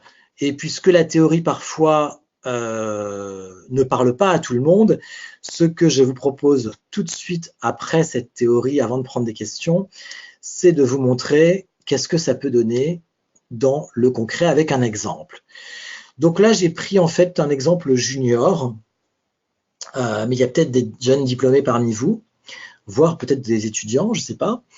Et donc, j'ai pris donc un exemple qui me vient du secteur dans lequel j'ai travaillé moi pendant 11 ans, qui est la banque de financement et d'investissement, et un discours que j'ai jamais entendu, mais qui aurait certainement fait mouche par rapport à moi des activités d'assistant vendeur, d'assistant trader sur lesquels j'étais, où il y avait des tâches de contrôle et où être le gourou d'Excel, c'était vraiment quelque chose il était bienvenu de le mettre en avant. Donc je vous le lis tout simplement. Le gourou d'Excel, voilà le surnom dont mes collègues de stage chez Natixis m'ont affublé l'été dernier. Je vérifie les chiffres, je rapproche les fichiers, j'analyse les données avec un sens aigu du détail. Lors de mon dernier stage d'analyste, résultat, au sein du desk de trading fixed income chez Natixis, je suis arrivé à détecter pas moins de 3 écarts par semaine en moyenne permettant d'éviter des pertes de 3 millions d'euros. J'ai en effet automatisé certains processus auparavant manuels dans l'analyse des valorisations. Grâce à mes connaissances avancées en VBA, j'ai permis à l'équipe d'économiser 1 jour par semaine de temps d'analyse et surtout à la banque de fiabiliser l'analyse quotidienne des valorisations. Mon objectif est aujourd'hui de rejoindre l'équipe Product Managers de la SGIB pour mettre en place les produits de demain et assister les équipes front office de la banque dans l'innovation au service du client. C'est toujours mieux d'avoir un gourou d'Excel dans son équipe. Alors, si je vous donne cet exemple, c'est aussi pour mettre l'accent maintenant, au travers de cet exemple, sur certains aspects que j'ai passés sous silence ou qui n'étaient pas forcément peut-être très entendables dans la version de théorie que je vous ai livrée juste avant. Vous voyez qu'il y a le gourou d'Excel, que finalement, c'est l'aspect slogan, que je n'ai pas mentionné tout à l'heure, mais qui était mentionné sur la slide. Il n'est pas obligatoire cet aspect slogan, mais c'est vrai que c'est une façon d'avoir de l'impact que d'arriver à trouver un slogan pour parler de soi. Ce slogan, vous voyez qu'il est mentionné au démarrage et qu'il est volontairement répété à la fin du pitch. C'est un effet de style voulu pour avoir de l'impact. Après, qu'est-ce que vous voyez? C'est qu'il y a des chiffres, il y a du concret dans cet exemple, et ça, c'est très important. Autre aspect important à faire ou à ne pas faire, je parle au présent parce que, vous le voyez peut-être vous-même, quand vous lisez un roman et que le temps du roman est le présent, tout de suite, on est beaucoup plus dans l'action. Donc là aussi, le choix du temps est voulu pour que mon auditoire, la personne qui m'écoute, s'il n'y en a qu'une, elle soit vraiment dans mon action. Elle me voit là, parce que j'utilise le présent, elle m'y voit d'autant plus en fait, à faire le truc.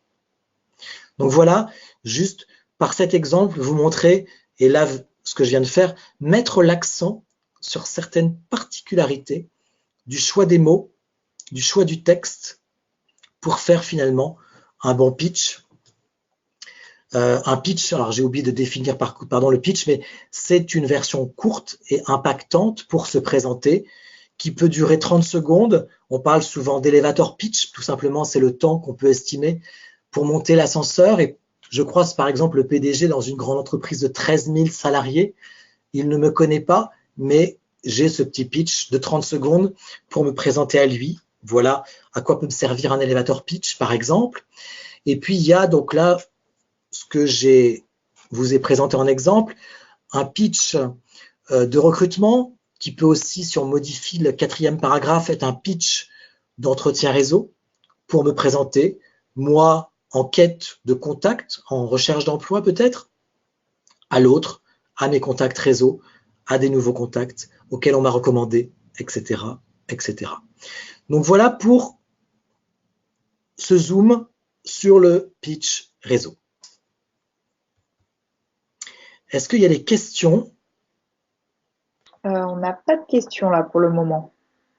Alors, dernier élément, le pitch réseau, les énergies peuvent se travailler sur ce texte-là, mais par exemple, là, je vais juste travailler sur la première phrase si je travaille avec quelqu'un, parce que là, c'est trop long sinon. Hein. Ce que je vais dire à la personne, c'est de s'enregistrer sur son smartphone, sur son pitch réseau, pour ne serait-ce que déjà, peut-être changer les mots, se rendre compte qu'en fait, à la réécoute, à se réécouter, il y a des mots qui sonnent pas juste en fait, et ça nous arrive tous quand on écrit quelque chose, en tout cas ceux qui ont déjà fait l'expérience de se réécouter après avoir écrit un texte, ça permet de revenir sur ce texte et finalement de trouver des mots qui sonnent justes, voilà. Ça c'est aussi donc des ressources pour travailler seul une prise de parole autour d'un pitch, mais ça peut être aussi autour de quelque chose de plus long.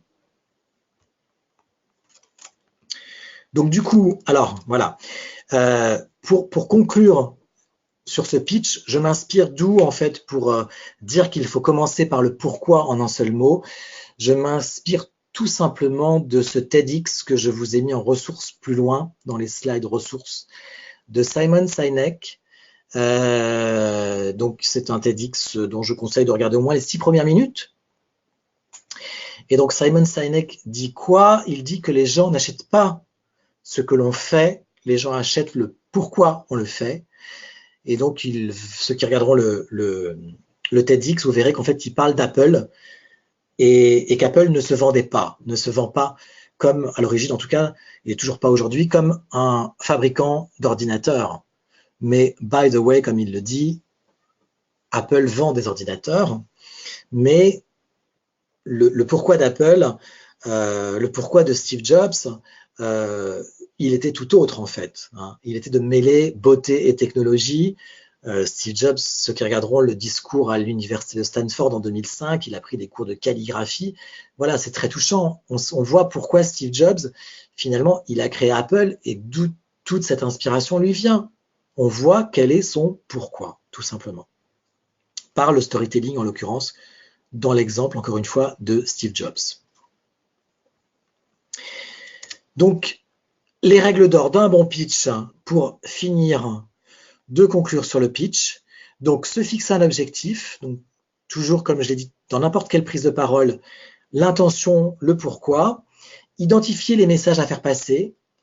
Aller droit au but, pas de jargon. Alors, vous allez me dire là, Cyril, dans ton exemple, dans votre exemple sur l'étudiant, alors c'est parce qu'il est dans un entretien avec des gens qui connaissent le jargon de la banque de financement et d'investissement et qu'il fait ça sciemment parce que il faut qu'il a du jargon, donc l'aspect jargonneux selon le contexte à utiliser ou à ne pas utiliser.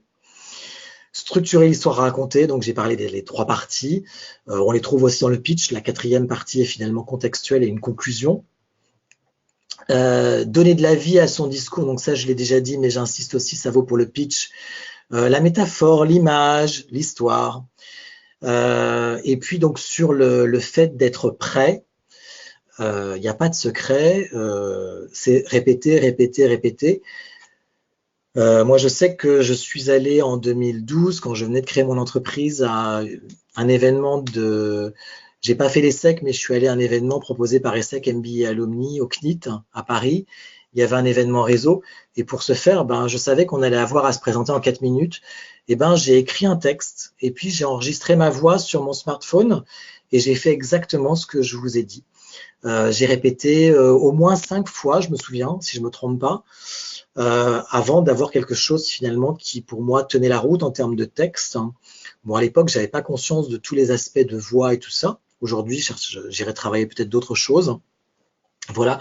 Et donc, cette répétition permet aussi d'ajuster, comme c'est marqué là, et de peaufiner son discours, et aussi, bien sûr, de veiller à la modulation de la voix. Les mots appuyer les mots par la modulation de la voix, des mots importants dans le texte. Voilà. Voilà pour les règles d'or d'un bon pitch.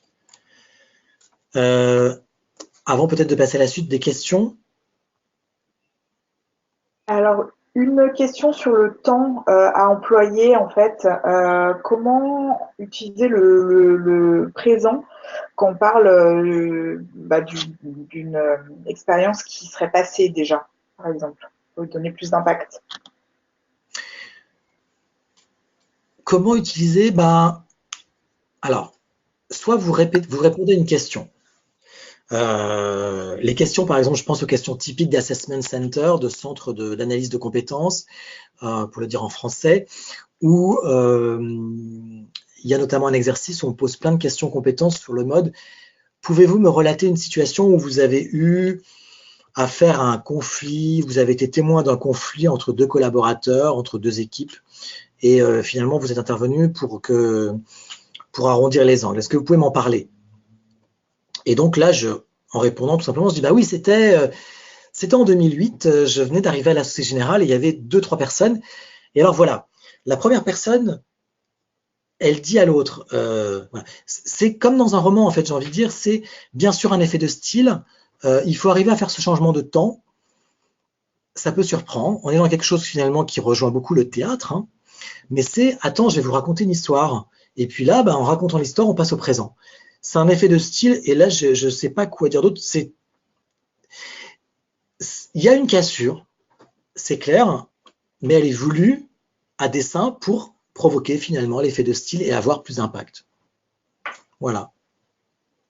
Donc, il faut assumer, enfin, si je peux dire, je comprends qu'il y a une difficulté, et c'est peut-être pour ça qu'il y a la question, il faut assumer le changement de temps, en fait. Hein.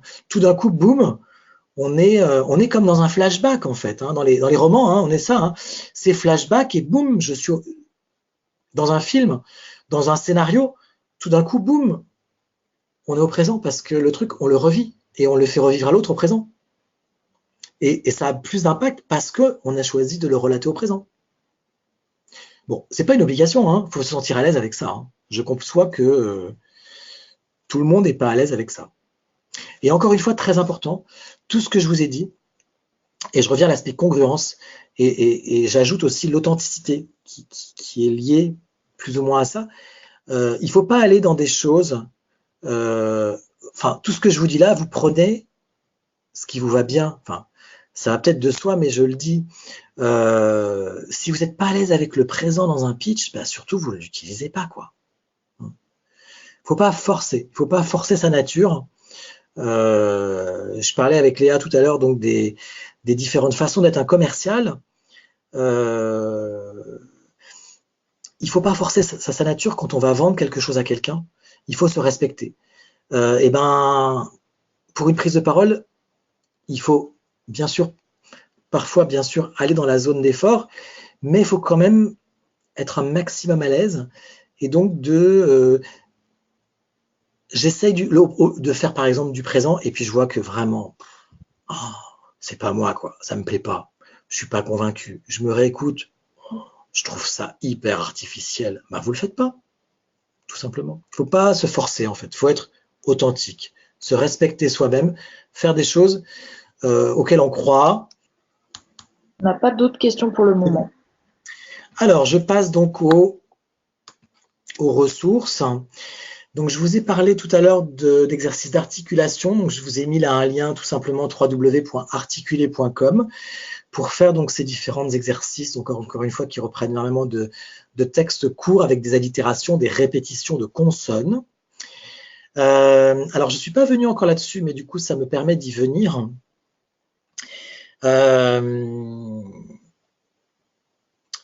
Donc, moi, je suis aussi professeur de yoga, j'ai été formé avec des sophrologues. Il y a des exercices de sophrologie et ça reste encore aujourd'hui le meilleur moyen de gérer le trac et de se préparer avant une prise de parole en public. C'est ce qu'on appelle donc des exercices de cohérence cardiaque qui viennent à l'origine du yoga, qui sont beaucoup plus facilement aujourd'hui transmis par des sophrologues, mais on le voit aussi dans les cours de yoga pour ceux qui font du yoga. C'est une respiration en fait abdominale où donc vous gonflez le ventre de manière à être à l'aise, donc selon les personnes sur 3, sur 4 ou sur 5 temps. Et puis vous allez bien sûr, après avoir inspiré sur 3 à 5 temps, expirer aussi sur 3 à 5 temps. Et en général, vous allez faire ça pendant 5 minutes. Il y a des applications aussi, hein, comme je l'ai mentionné là, sur Android, sur l'App Store. La plus connue, en tout cas, selon moi, est Respirelax. Moi, j'utilise l'application Cohérence Cardiaque sur Android parce que fut un temps où l'application Respirelax n'était que disponible sur l'App Store. Voilà. Et donc, voilà, moi je vous prends un exemple. J'ai donné une conférence il y a 3 ans. Il y avait une centaine de personnes dans l'assistante face à moi. J'étais enregistré, filmé. Il y avait 100 personnes dans une salle à distance dans la banlieue parisienne. C'était pour une banque. C'était une conférence qui durait 1 heure. C'était de 13h à 14h. Et bien à 12h45, j'assistais à la conférence avant pour m'imprimer du public et de l'ambiance. À 12h45, je m'étais assis près de la porte de sortie. Je suis sorti. J'ai fait quoi? Je suis allé aux toilettes. Pas pour vraiment aller faire ce qu'on va faire aux toilettes d'habitude. J'ai rabattu tout simplement le battant des toilettes. Je me suis assis. Il y avait un lavabo en face de moi. J'ai posé mon smartphone. J'ai ouvert mon application Cohérence Cardiaque, donc qui est l'application que moi j'utilise, mais ça pourrait être Respirelax, qui était paramétrée sur 5 minutes avec 5 et 5. Et pendant 5 minutes, j'ai fait cet exercice de cohérence cardiaque. Parce que j'avais le trac. Bah oui, tout simplement. 200 personnes, dont 100 personnes en face de moi. Ça m'arrive quand même pas si souvent. Première intervention chez ce client, un gros enjeu quand même. Je me suis dit, bah, tu vas appliquer pour une fois les outils que tu conseilles aux autres. Voilà, de plus en plus, j'essaie d'appliquer les bons outils que je conseille aux autres, qui sont aussi pleins de ressources finalement pour moi. Et donc, j'ai fait ça. Et ça aussi, je l'avais fait pendant 3 jours avant cette prise de parole, 2 fois par jour. Certains diront 3 fois par jour dans la théorie pour la préparation. Donc voilà comment aussi se préparer dans la dimension gestion du stress, là pas sur le contenu, mais tout simplement sur la gestion des émotions, à cette prise de parole en public. Et là, je vais vous donner cette citation de Louis Jouvet. Louis Jouvet, donc réalisateur, acteur lui-même, qui a dit, mais je ne la donne pas forcément dans sa version en respectant exactement les mots.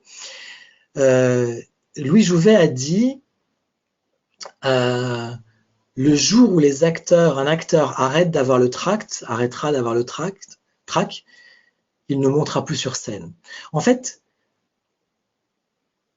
le trac, c'est de l'adrénaline en fait. C'est quelque chose de positif. Il faut juste arriver à gérer ce qu'on appelle le stress ou le surstress. Certains diront surstress. Voilà. On revient à la théorie de la psychologie là, qui parle du flow, qui parle de on se sent vachement vivre, on se sent très vivant quand on se challenge un tout petit peu. Par contre, il ne faut pas aller dans la zone de panique, voilà. Mais aller un petit peu visiter la zone de flow ou la zone de petit stress, avoir du trac, c'est bon signe. Ça veut dire qu'il y a un enjeu, ça veut dire qu'on est attendu, ça veut dire qu'on veut donner notre meilleur, le meilleur de nous-mêmes. Ça veut dire qu'on veut faire de notre mieux, en fait. Donc, c'est normal qu'on ait le trac. Par contre, il faut éviter la panique. Et donc, c'est pour éviter cette panique ou ce surstress, on dit aussi parfois en psychologie, que sont proposés ces exercices de cohérence cardiaque. Je ne sais pas s'il y a des questions sur ces ressources que je viens de mentionner. Pas pour le moment.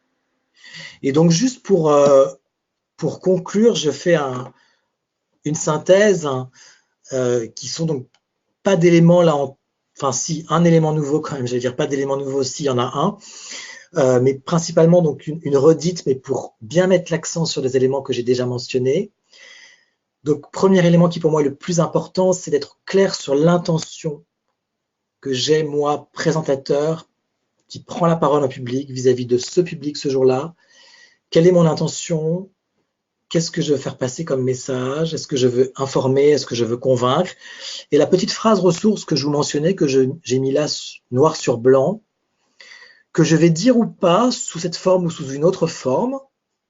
Mais quand je parle de voyage, c'est important quand même de donner la destination. Cette petite phrase, c'est tout simplement ce qui est important pour moi de vous dire. Alors, aujourd'hui, c'est... Voilà. Ça, c'est au moins à l'avoir en tête, si ce n'est à verbaliser. Deuxième élément, de la congruence. Et ça me permet d'amener un élément que je n'ai pas mentionné, mais je suis aussi coach en images depuis 2 ans. J'ai fait une formation donc, de 35 heures sur toute une semaine sur les aspects, notamment, alors bien sûr, que j'ai mentionné, hein, de la prise de parole, mais aussi la question de la tenue vestimentaire, les codes du domaine. Hein, donc j'ai fait un webinaire donc, pour Neoma Alumni là-dessus, l'image personnelle et professionnelle où je suis venu donc sur ces aspects vestimentaires. Mais là, donc ça fait aussi partie quelque part du non-verbal. Comment finalement je m'adapte à mon public aussi par la tenue vestimentaire que je porte. Et juste un exemple très concret. Depuis 7 ans, alors que pendant 16 ans de salariat dans le conseil, dans la banque, rares sont les jours où je n'ai pas mis de cravate. Depuis 7 ans où je suis coach et formateur, j'ai dû mettre une cravate, 10 jours en 7 ans. Pourquoi? Parce que les codes de mon métier, en fait, sont tout simplement que, en général, pour un coach, pour un formateur, on n'a pas de cravate. Mais il y a des exceptions. Et ces exceptions sont, je vais par exemple dans un secteur où je sais que l'élégance et la cravate est un peu la cherry on the cake, la cerise sur le gâteau de l'élégance, dans certains secteurs, en tout cas notamment la banque d'investissement. Eh bien, je vais peut-être mettre une cravate pour aller soutenir quelques réponses à appel d'offres, voilà, pour être un peu mieux dans le décor. Cette conférence que je donnais dans une banque que je vous mentionne tout à l'heure, c'est un jour où j'ai mis une cravate. Pourquoi? Je suis même allé en costume d'ailleurs ce jour-là. C'est la dernière fois où j'ai mis un costume, donc ça remonte à longtemps. Parce que c'était aussi totalement être synchronisé avec mon auditoire ce jour-là. Donc voilà, la congruence, c'est peu aussi, pour rajouter un élément qui n'était pas mentionné jusqu'à présent, aller aussi dans la tenue vestimentaire. Voilà, la communication en losange, donc cette règle de 3, j'annonce, je développe, je synthétise, tout simplement. Quelque chose que j'ai pas mentionné, mais vous voyez, aujourd'hui, j'anime un webinar pour vous. Et ben, le dernier élément de préparation avant chaque webinar que je fais, alors là, je l'ai fait il y a 3 jours, mais souvent, je le fais la veille. Je revois mes slides et je fais ce qu'on appelle un mind mapping, en français, carte heuristique. Et je vais dessiner à la main. Moi, je l'ai toujours fait à la main, mais il y a des logiciels gratuits qui vous permettent de le faire en électronique si vous préférez. Ça aide à la mémorisation, tout simplement. Et donc, voilà aussi une autre ressource que je vous donne. Et moi, je l'utilise systématiquement avant une conférence. Je vais animer un séminaire dans une entreprise pendant 2 jours la semaine prochaine. J'ai déjà aussi préparé quelques mind maps, quelques cartes heuristiques sur certains ateliers que je vais animer parce que c'est aidant. Il y a cet aspect texte et image, encore une fois, qui aide à la mémorisation, qui est très important. Et puis, je les ai avec moi. C'est un document synthétique, souvent en format paysage. Et voilà, ça fait aussi un petit peu anti-sèche, élément rassurant. Dernier élément, un support impactant, mêlant images et texte. Et j'ai mis pas de Power document. C'est encore souvent le cas avec des présentations sur PowerPoint où il y a beaucoup trop de texte. Voilà. Aujourd'hui, c'est aussi OK, et c'est de plus en plus à la mode d'ailleurs de n'avoir que des présentations où il n'y a que des images. Pourquoi pas, hein. Quitte à ce qu'il y ait un document de 2 pages qui soit envoyé à part, qui vont être peut-être une sorte de checklist, éléments ressources, suite à la conférence, suite à une présentation. Mais de plus en plus, ce qu'on appelle le Power Document. Voilà. Normalement, et cette slide n'est pas un bon exemple, un élément de PowerPoint, il y a 3 éléments, 3 phrases très courtes et des images. Voilà. Voilà, donc j'en ai fini. Je vous ai juste mis donc aussi donc dans les ressources ici, donc les deux des 3 conférences dont j'ai parlé. J'ai pas mis Steve Jobs, mais vous pouvez facilement le trouver en googlant. Steve Jobs 2005 Stanford, pour ceux qui veulent voir le très beau discours de Steve Jobs. Là, je vous ai mis donc le discours d'Emmanuel Faber à HEC en 2016, et puis donc le TEDx, dont je vous conseille de regarder au moins les 6 premières minutes, si ce n'est tout, le TEDx de Simon Sinek sur le Start with Why, commencer par le pourquoi. Voilà, donc je vous attends avec les dernières questions. Alors, merci beaucoup Cyril. Donc, allez-y, n'hésitez pas pour vos questions. Voilà, on va prendre quelques minutes pour y répondre. Sinon, on clôturera. Voilà, et puis n'hésitez pas également à déjà commencer à parcourir l'agenda des événements de la rentrée parce qu'on a des futurs webinaires qui sont déjà annoncés et vous pouvez déjà vous y inscrire d'ailleurs. Alors, on a plein de remerciements, donc ça c'est super, merci. Et à vous. Merci en tout cas pour les questions que vous avez posées au fur et à mesure. Alors, je vais juste partager avec vous, tenez, puisqu'il y a du temps, enfin il y a du temps, peut-être des questions qui arrivent, mais partager avec vous quelque chose qui m'a manqué aujourd'hui, parce que je vis entre 2 villes, entre Paris et Berlin, et que finalement c'est à Berlin cet objet que j'ai d'habitude, mais ça peut être aussi une ressource pour vous, et je le partage en toute humilité. J'ai une petite balle jaune avec un smiley, et en général, elle est au-dessus de ma caméra. Aujourd'hui, je ne l'ai pas parce qu'elle est à Berlin et que je suis à Paris. C'est aussi une astuce en fait. Et j'aurais pu coller sur mon mur en face de moi un smiley. Donc j'espère que j'ai quand même assez souri aujourd'hui, mais c'est une astuce aussi pour voilà, pour être dans l'aisance et dans la communication. C'est aussi important, bien sûr, je ne l'ai même pas mentionné, de sourire avec à son auditoire, pardon. Et pour ce faire, alors aujourd'hui je pouvais le faire quand on est bien sûr dans une présentation en public, en physique, on ne peut pas avoir un smiley, il faut l'avoir dans la tête. Mais ce que j'ai d'habitude, en tout cas je le partage avec vous, c'est d'habitude une petite balle jaune au-dessus de la caméra de mon ordinateur. Voilà. Et aujourd'hui, elle m'a un petit peu manqué en fait. Je la mettrai dans mon bagage la prochaine fois. Alors, on a une question. Comment réagissez-vous lorsque vous sentez que vous perdez le public? Comment est-ce qu'on réagit? Alors, d'ailleurs, je me dis que je n'ai pas répondu à la question du départ des étudiants. Parce que du coup, je pense aux étudiants quand on me pose cette question. Alors, silence. Je fais silence. Hein. Et là, c'est mon expérience des étudiants. Je m'arrête de parler et je regarde mon auditoire avec un regard très franc, très direct. Je regarde des gens dans l'auditoire et je balaye mon auditoire avec un silence de marbre. Et ça marche à tous les coups, en tout cas avec les étudiants, et j'ose croire que c'est le public le plus difficile, en tout cas sur la question de la discipline, pas forcément sur l'exigence du contenu. Et là, moi en tout cas, ça a marché à tous les coups, le silence se fait. En tant que formateur, il peut y avoir une règle aussi, c'est de lever la main. Et en général, c'est une astuce dans certains groupes où je travaille. En tout cas, du coup, d'autres personnes lèvent la main et le silence se fait. Bon, c'est des gros auditoires en général où on donne cette règle voilà. Alors, je vois, mais si c'est ennuyant. Alors, technique par rapport à un auditoire particulièrement exigeant, particulièrement peut-être turbulent, dont les étudiants font partie, mais ils ne sont pas forcément les seuls. Moi, j'adore ce public. J'adore leur énergie. Et j'ai appris par des articles et des lectures, en fait, les bonnes techniques pour gérer ce public. Donc, pour faire synthétique, parce qu'on dépasse un petit peu le temps, je mets des questions de quiz dans ma présentation. Pourquoi?